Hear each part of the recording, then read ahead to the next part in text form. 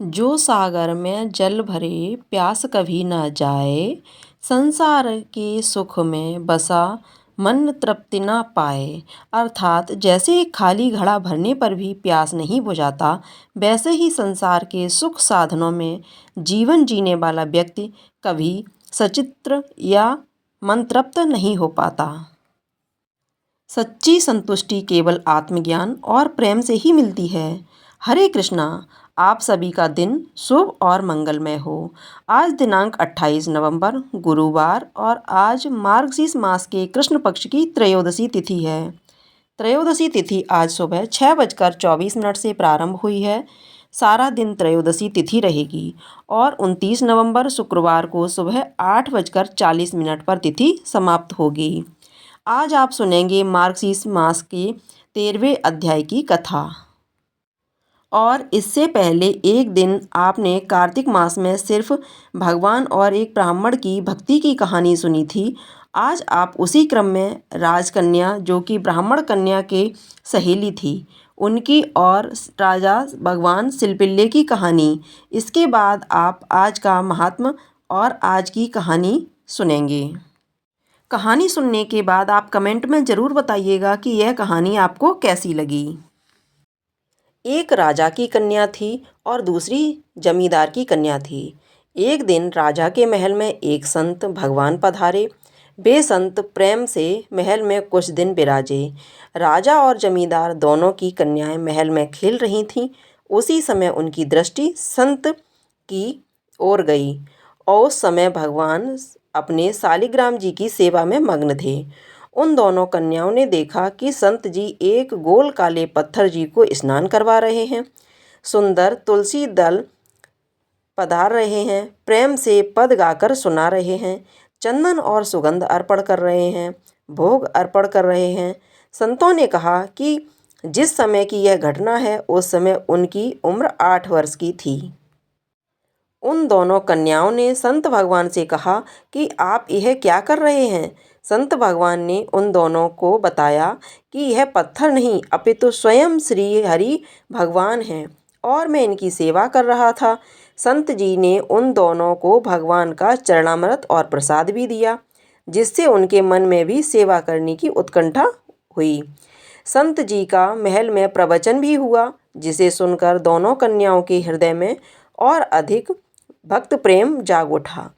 उन्होंने संत भगवान से विनती करते हुए कहा कि हमें भी आप जैसी सेवा हमें भी करनी है। हम भी सुकुमार श्याम सुंदर की पूजा करेंगे।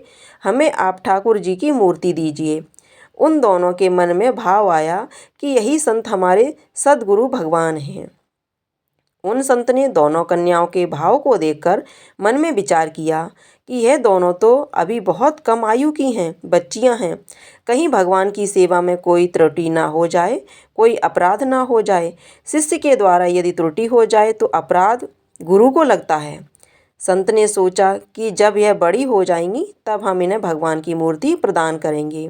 पहले तो संत ने मना कर दिया, परंतु दोनों कन्याओं के आंखों से अश्रु आने लगे। संत ने देखा कि यह भगवान के लिए रो रही हैं। भले ही वह अनभिज्ञ हैं, छोटी हैं, परंतु अवश्य है दोनों पूर्व जन्म की कोई महान भक्त हैं।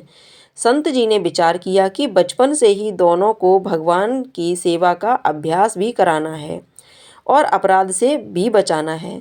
अतः उन्होंने बीच वाला रास्ता अपनाया।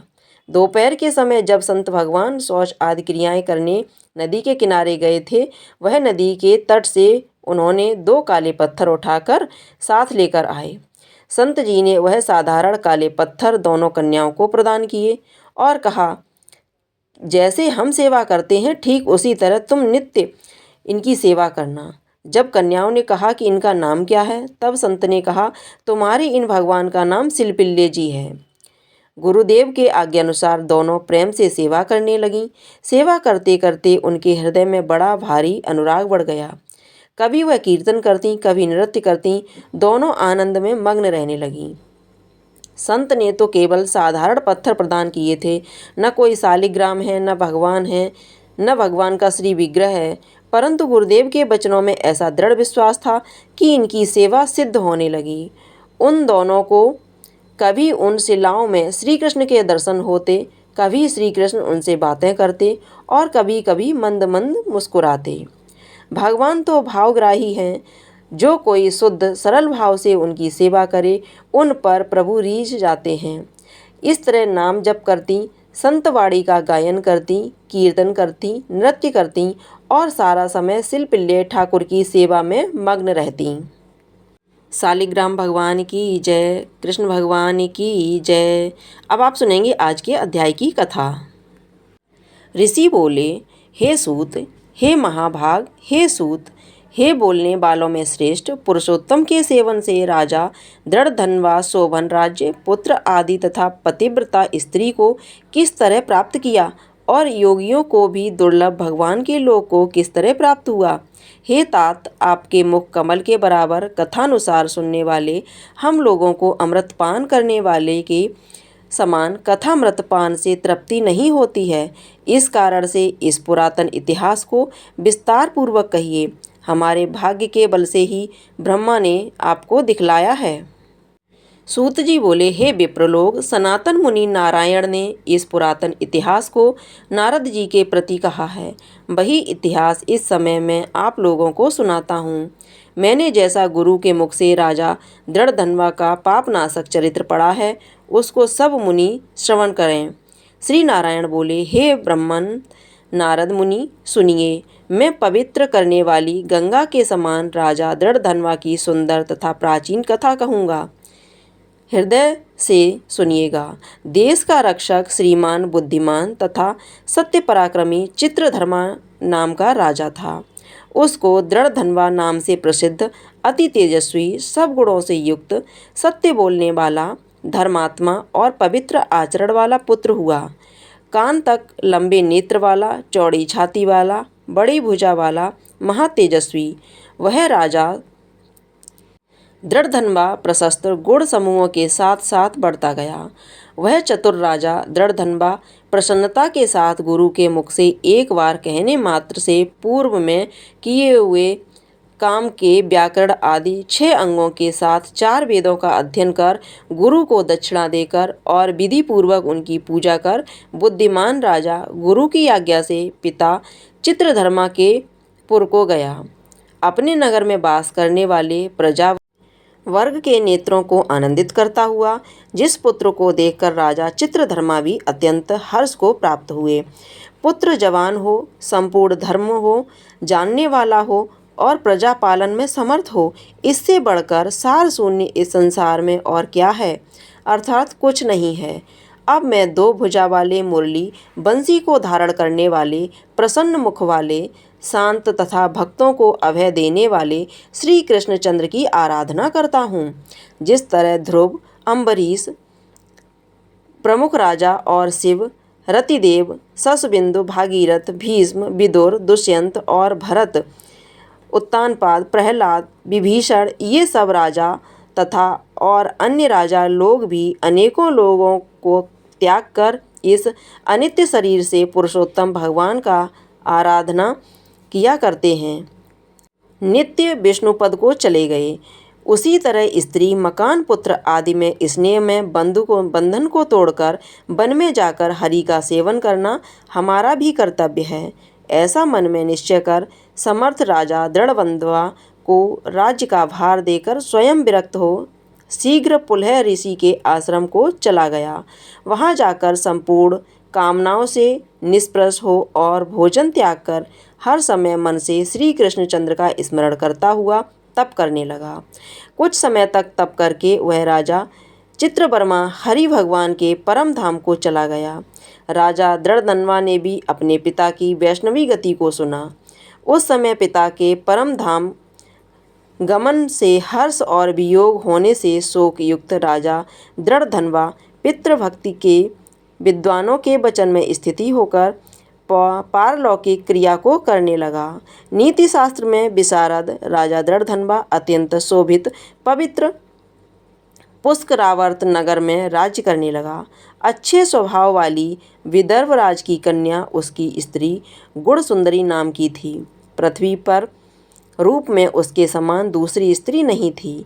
उस गुणसुंदरी ने सुंदर, चतुर, शुभ आचरण वाले 4 पुत्रों को उत्पन्न किया और संपूर्ण लक्षणों से युक्त चारुमती नामक कन्या को उत्पन्न किया। चित्रवाक, चित्रबहा, मणिमान और चित्रकुंडल नाम वाले ये सब बड़े मानी सूर अपने अपने नाम से पृथक विख्यात होने लगे। राजा दृढ़धनवा सर्वगुणी प्रसिद्ध, शांत, दंत, दृढ़ प्रतिज्ञा, स्वरूपवान, गुणवान, वीर, श्रीमान, स्वभाव से सुंदर, 4 वेद और व्याकरण आदि 6 अंगों को जानने वाला, धनुर्विद्या में निपुण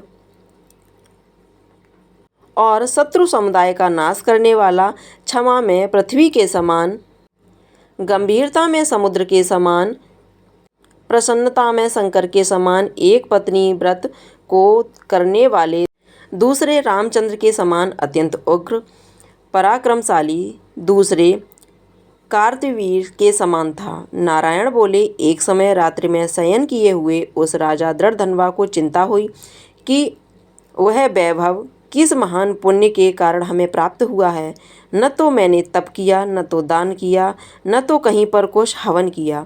मैं इस भाग्योदय का कारण किससे पूछूं? इस प्रकार चिंता करते ही राजा दृढ़धनवा की रात्रि बीत गई।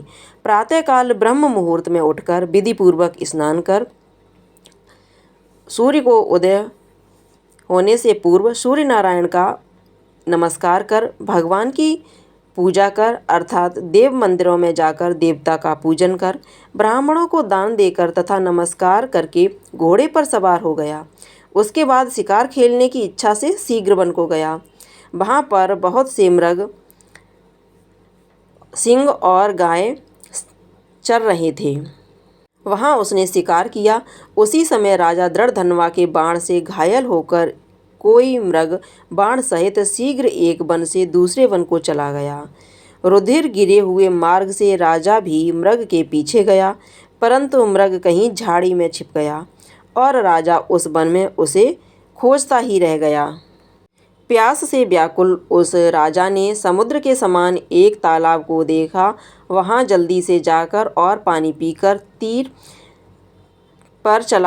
वहाँ घनी छाया वाले एक विशाल बट वृक्ष को देखा। उस वृक्ष की जटा में घोड़े को बांधकर राजा वहीं बैठ गया। उसी समय वहाँ पर कोई एक परम सुंदर, राजा को मोहित करने वाली स्त्री आई। मनुष्यवाणी को बोलता हुआ आया। केवल राजा को बैठे देख उसको संबोधित करता हुआ एक ही श्लोक को बार बार पढ़ने लगा कि इस पृथ्वी पर विद्यमान अतुल सुख को देखकर तू तत्व का चिंतन नहीं करता है तो इस संसार के पार को कैसे जाएगा। बार बार इस श्लोक को राजा दृढ़धनवा के सामने पढ़ने लगा। राजा उसके वचन को सुनकर प्रसन्न हुआ और उस पर मोहित हो गया कि इस सुख पंछी ने सुख दुख से जानते योग्य सार भार भरे हुए नारियल फल के समान अगम्य ही इस श्लोक को बार बार पढ़ते हुए क्या कहा। क्या यह कृष्ण के श्रेष्ठ पुत्र सुखदेव जी तो नहीं हैं, जो कि श्री कृष्णचंद्र के सेवक मुझको मूढ़ और संसार सागर में डूबा हुआ देखकर राजा परीक्षित के समान कृपा कर उद्धार करने की इच्छा से मेरे पास आए हैं। इस तरह चिंता करते हुए राजा दृढ़धनवा की सेना समीप आ गई। सुख पक्षी राजा को उपदेश देकर स्वयं अंतर्ध्यान हो गया। उस सुख पक्षी के वचन को स्मरण करता हुआ राजा अपने पुर में आकर बुलाने पर भी नहीं बोलता है और निंद्रा रहित हो उसने भोजन को भी त्याग दिया था। तब एकांत में उसकी रानी ने आकर राजा से पूछा। गुण सुंदरी बोली, हे पुरुष श्रेष्ठ, यह मन में मलिनता क्यों हुई। हे भूपाल, पृथ्वी के रक्षक, उठिए, भोगों के को भोगिए और वचन बोलिए। देवताओं से भी दुख से जानने योग्य उस शक पक्षी के सत्य वचन का स्मरण करता हुआ रानी गुण सुंदरी के प्रार्थना करने पर भी राजा दृढ़धनवा कुछ नहीं बोला। पति के दुख से अत्यंत पीड़ित वह रानी भी दीर्घ श्वास लेकर अपने स्वामी की चिंता के उत्कृष्ट कारण को नहीं जान सकी। इस प्रकार चिंता में मग्न राजा का कितना ही समय बीत गया, परंतु संदेह सागर से पार करने वाला कोई भी कारण वह न देख सकी। नारद जी बोले, हे मुने, इस तरह चिंता को करते हुए पृथ्वीपति राजा दृढ़धनवा का क्या हुआ सो आप कहें, क्योंकि हे मुने, निर्मल वैष्णव चरित्र, थोड़ा भी यदि सुना जाए तो पापों का नाश हो जाता है। कृष्ण भगवान की जय, राधा रानी की जय। आपको ये जानकारी पसंद आई हो, कथा पसंद आई हो तो कमेंट बॉक्स में जा कर के कृष्ण भगवान की जय अवश्य लिखिएगा। साथ ही साथ वीडियो को लाइक कीजिएगा, शेयर कीजिएगा। अगर आपने अभी तक हमारे चैनल को सब्सक्राइब नहीं किया है तो चैनल को सब्सक्राइब करके बेल आइकन को अवश्य दबा दीजिएगा ताकि आप इसी तरह की कथाएं समय से सुन सकें। धन्यवाद।